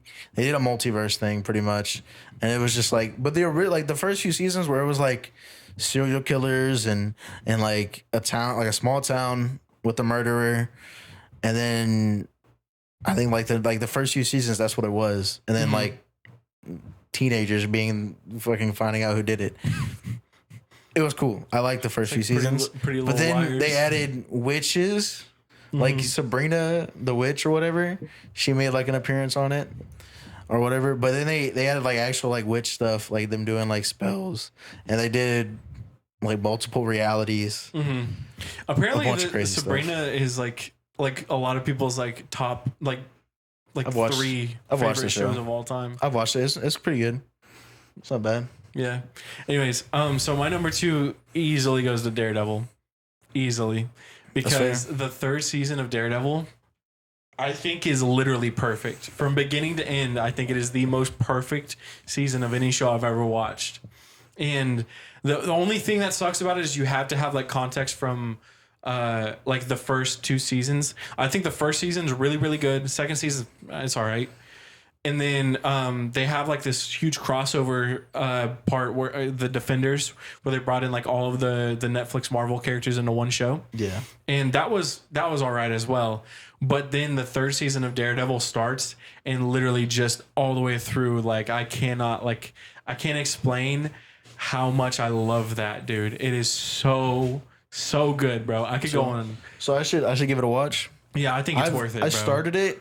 And then it's like I want to watch The Punisher too, but whenever I was like finally like, all right, I'm gonna commit to watching Daredevil and The Punisher, and they took that's when Disney Plus was out, but now I have Disney Plus, so I can watch them. Dude, I mean, The Punisher is really, really good too. I think The Punisher season 2 is better than the first season. Yeah, but they're both really, really good. I really want to watch that one just because I like the actor. I don't know why I like his John Bernthal. Yeah. John Bernthal. Yeah. Great guy. His podcast, and he's also in my number 1 show. Have you seen his podcast, Kirk, or no? John Bernthal's podcast. It's actually pretty solid. It's pretty. He brought on Shia LaBeouf on it, which was the first time I saw that guy in like years. Just do it. Yeah. Yeah. Dude, I didn't know that he set up like a protest to Trump's presidency. Shia LaBeouf. Not he set up like a protest of a 24-hour, 7 days a week stream, and then a bunch of people kept going on there and like destroying his stream, and he like fought someone on the stream or something like that. I'm not surprised. Sounds on character for him. Yeah, sounds about right. He's living a movie. His own movie. His whole story is crazy. Yeah. All right, now we get to the juicy part. This is the number ones. I'm still trying to decide for number 1. So you sound like you already have yours. So The Walking Dead. I had to put it there. Oh, okay. I had to put it there. There's one other show that I want to give honorable mention first. That 70s show. I've rewatched it so many times. Great comedy sitcom. Amazing. The remake they tried to do, dog water. Just saying. But that 70s show was good. But The Walking Dead is my number 1 because it's just a great story. The only complaint I have is like the way of storytelling. Instead of like going back and forth from different plot lines, they'll do a whole episode of like this plot line, and then a whole episode of this plot line, and then they'll go like this will be like, so plot line A, plot line B, plot line C, plot line A. So you got to wait a month to figure out what's going on with this character. Like whenever they faked Glenn's death initially, you had to wait a month to find out he wasn't dead. Yeah. And then 2 weeks later, you had to wait a year until the next season, or you had to wait a couple months till the next season, and I don't want to spoil it, but they kill him off anyways. Yeah. It's kind of wild, but it's been out for a while. It shouldn't be a spoiler anymore. That's fair. Like you've had your opportunity. But honestly, like the Walking Dead is like because I know that it turns into that kind of show, like keeps people like me who wasn't there when it was coming out from watching it. You know what I mean? Well, because it took so long to like. No, because I've heard that exact same complaint from like everybody that's told me that I should watch it. It's like yeah, you should watch it, but just so you know, Bro, they make you wait seasons long for you to get answers to questions. Yeah, but they also had they did a lot of filler episodes, and like a lot of stuff. Like, Yeah. but I mean, it was still a really good show. Yeah. And the story was really good. And there's some things that you could like argue that wouldn't like they shouldn't have done this, shouldn't have done that. But bro, from like the first few seasons, until they get into like the prison and like after, like I think it's like season 3, maybe season 4.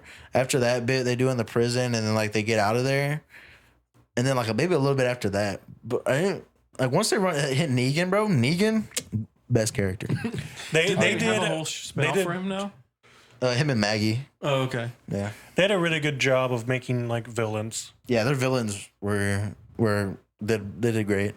And he did a really good John job. Bernthal's like the villain of the first season, right? Or like turns into it. Ooh, yeah, low key. I Yeah.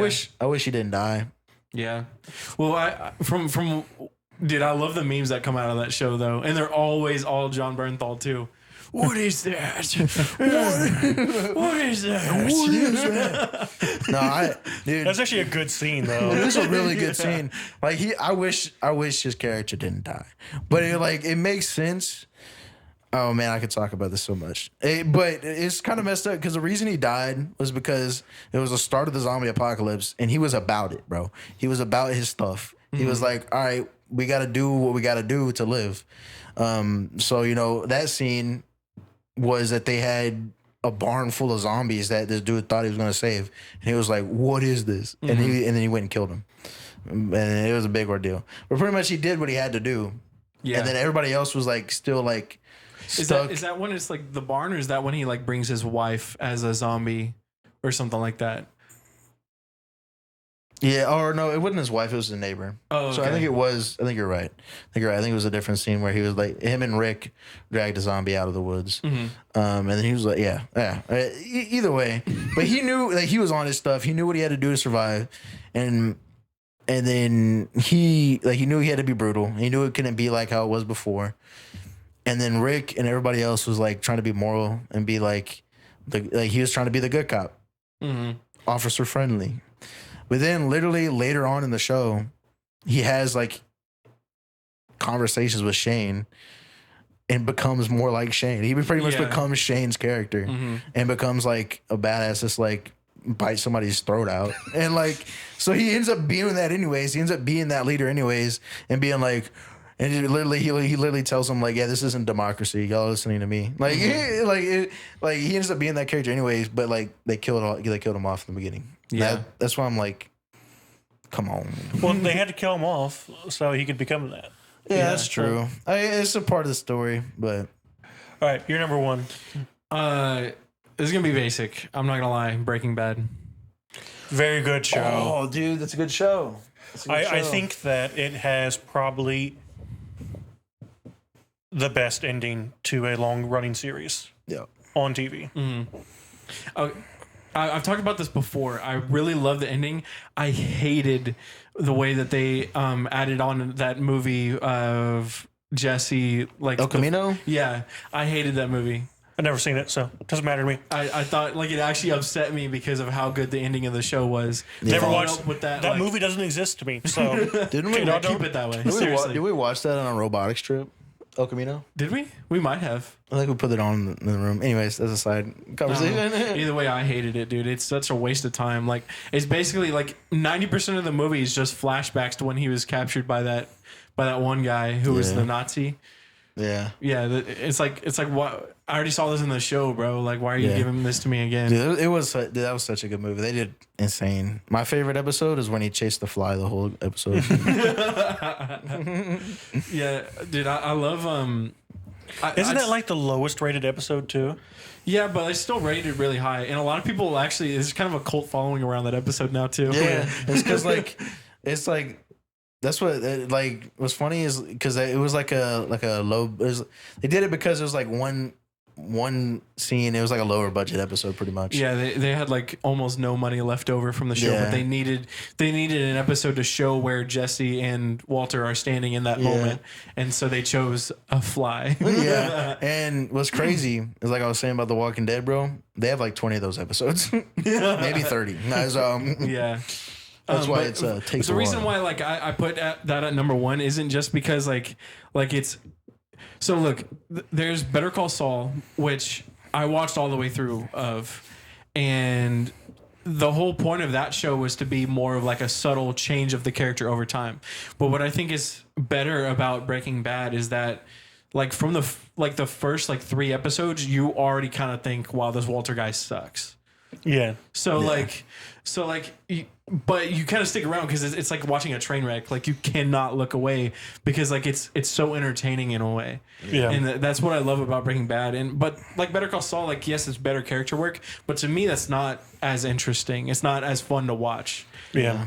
The thing about the Walter character is that, he tells himself that he's doing this stuff because of the cancer. Mm-hmm. But no, he's always been that way. Yeah, and then he's always been an awful person. When he doesn't get when he beats the cancer, he's like low key kind of mad because it's not the perfect ending to his justifiable story. Yeah. And now he's an addict to creating the meth, basically.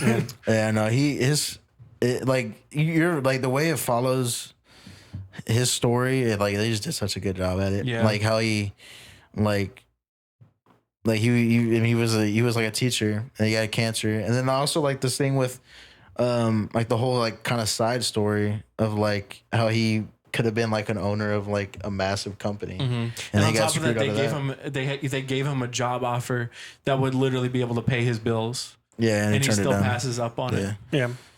Like all of Breaking Bad, I just love, dude, and like I love like watching videos that like kind of go more into it because like there's little things that as a person who's never even tried to write that kind of a thing, like it's interesting like seeing like how much thought goes into like the tiny little details of that, because the guy, the showrunner and the main writer for the show, he's done so many interviews talking about like how him and his team of writers, like they literally would spend hours on like a 5-minute scene just thinking about like the simple like 1-word differences of dialogue that changes the whole show. Yeah. So anyways. All right. So I thought about my number one a lot. Mm-hmm. All right. And it was between 2 things. I'll tell you the one that it's not. Okay. And the reason why it's not. Westworld. And the reason why it's not is because I only think that the first season is the reason why it belongs up there. Okay. Not saying the other seasons aren't great, but they're not number one quality for me. Okay. So that's why it's not Westworld. I still love Westworld. I think everyone should watch it, especially the first season. But it's not my number one. My number one is True Detective. And not a whole lot of people watched it. But it is an anthology series where every season it follows a different detective or group of detectives solving a specific case. Mm-hmm. And the first season is a perfect show. The perfect show. You're talking about actors that are at the top of their game. Mm-hmm. Every single episode, every single person in the scene, top of their game. It's such good quality writing, such good quality acting, the cinematography, the storytelling, everything is perfect. Mm-hmm. Yeah. And then you go on to the next season and it's like, holy crap, can we go back to the previous season, please? Because season 2, just the feeling, the themes, the like overall look of the show, everything changes. Mm-hmm. And you go into the next season, and it's like, well, I don't like it. I'm so uncomfortable now. Bring me back. And then you start watching, like, okay, this is interesting. Where are we going with this? Mm-hmm. Keep watching and watching and watching. And like, there's no overarching storyline, right? The seasons don't tie into each other. Mm-hmm. Yeah. So you don't expect that going in. But every single season has such a great story because they know where they want to start and they know where they're going to end. Mm-hmm. Yeah.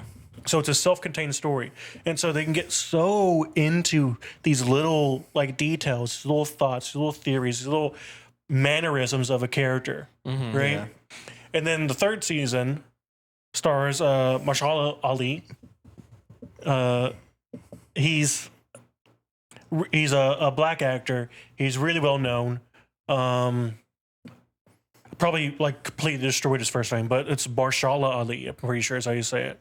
But it's like an extra H in there. Don't know if it's saying that right or not. You don't know him once you see his face. Yeah. Okay. But he is so good in the third season. And the way it's telling it is that first it starts off with him as an older cop, right? And he's like, oh, I have this unsolved case I got to solve. But he's got Alzheimer's. Oh. And so he's having to go through all of his old police notes because another kid disappears the same way the previous kid did. Wow. And so now he's like, I know this. I know what happened. Right. And so he's trying to go through his notes and everything. And not only that, but he's being interviewed by like, sort of like, a cops TV show or something like that, being interviewed by that to tell his story, that previous case that he solved or worked on. And it's so good. And then the most recent season takes place in Alaska. Ooh. And so it has a lot to do with the tension between the natives that are there and the rest of the population. Because I don't know if y'all know this, but the natives in Alaska are getting fucked constantly.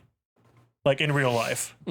Like they're just getting screwed over, mistreated constantly in Alaska. Yeah. It's pretty... America. Yeah. It's pretty awful. But anyways, the most recent season, and honestly, you can start with any season. Doesn't matter which one you start. The first one's the best, but the most recent season deals with a research station where everyone disappears. It's a research station of probably like 30 people in kind of a remote area. The nearest police officer is like 30 miles away, Yeah. Right. And so just to get out to the research station is difficult. Yeah. And they go out there and no one's there. The only thing that they find is a single thumb. Okay. Hitchhiker's Guide to the Galaxy. Let's go. It is so good. I cannot express how good of a show it is.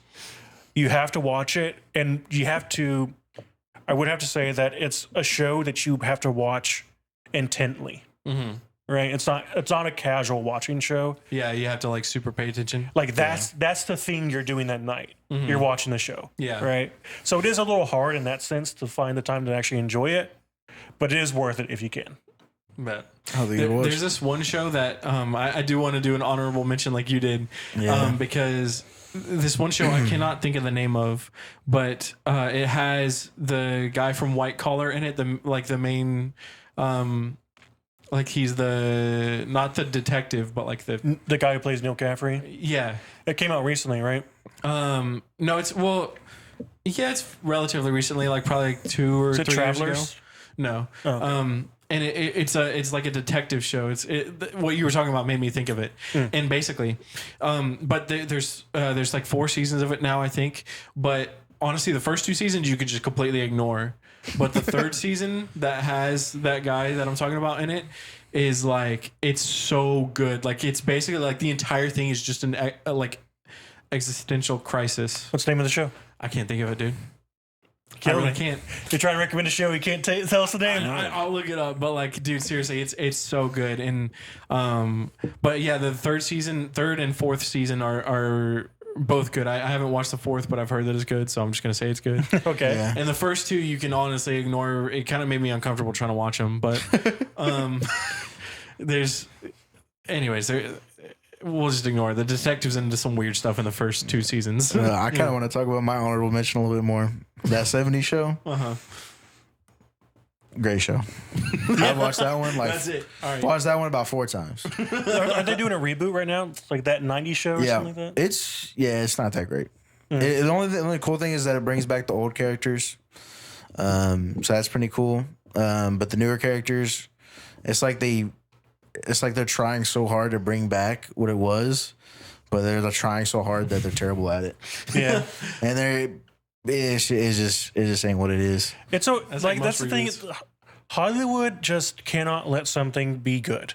Yeah. It's so frustrating. It's the shitification of everything. Yeah. It's awful. Yeah, it's terrible. I'm surprised they made a second season to that 90s show.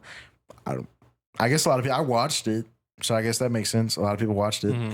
But I feel like they're not gonna make a third because I don't think a lot of people are gonna watch the second. Didn't they make like a follow up to iCarly or something like that? Yeah, they did. Yeah, On I never watched Peacock. it. Some people were saying that it was actually pretty good, but I never watched it. I never watched it Don't either. intend watching it. I'll be honest. But that 70s show, definitely would recommend to watch. Like, it's a great, funny comedy show. There's a lot of, Ashton Kutcher is in it, and he's the biggest name in there probably. Mm-hmm. But Well, when he Mila shot Kunis. it, Mila Kunis, yeah, are they still married?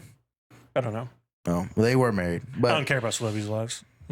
kind of wild fact, Mila Kunis lied about her age. She was 15, kissing like an 18-year-old.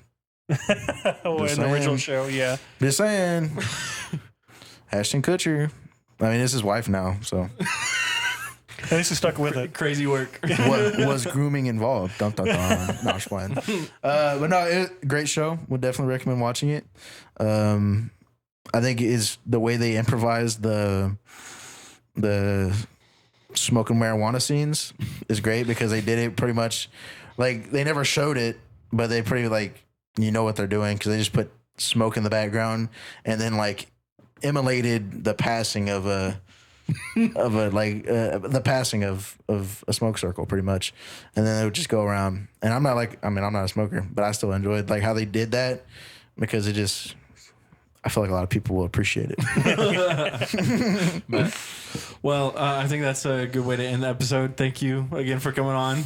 You're welcome. Spending an hour with us instead Glad of you got to have me. instead of watching True Detective. Yeah, it was fun, honestly. But yeah, so maybe we can come back in a few years and then see where we're at then with your millions of subscribers YouTube channel. Yeah, for sure. For real, dude. But anyways, thank you all for watching, and we'll see you in the next one.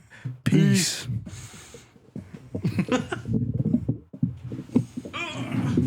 Brother, thank you, Kurt. Yeah, thank you.